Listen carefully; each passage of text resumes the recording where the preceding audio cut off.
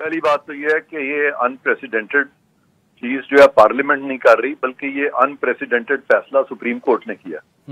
और ये वो अनप्रेसिडेंटेड फैसला है जिसमें कि ब्रदर जजेस के अपने ऑर्डर्स जो हैं उनको वायलेट किया गया, उनको पामाल किया गया, उस स्टैचूट को वायलेट किया गया है जिस स्टैचूट के नीचे इलेक्शंस जो है वो कराए जाते हैं, जो इलेक्शंस के प्रोसीजर को रेगुलेट करता है। और फिर जजेस ने इनके बारे में लिखा, चीफ जस्टिस साहब के बारे में, कि ये वन मैन शो है।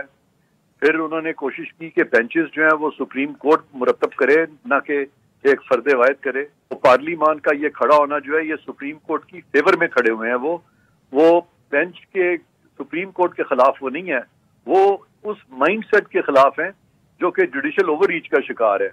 और इसीलिए वो सुप्रीम कोर्ट को पार्लिमान ने मजबूत कर रही है। पार्लिमान की लड़ाई कोई नहीं है सुप्रीम कोर्ट से।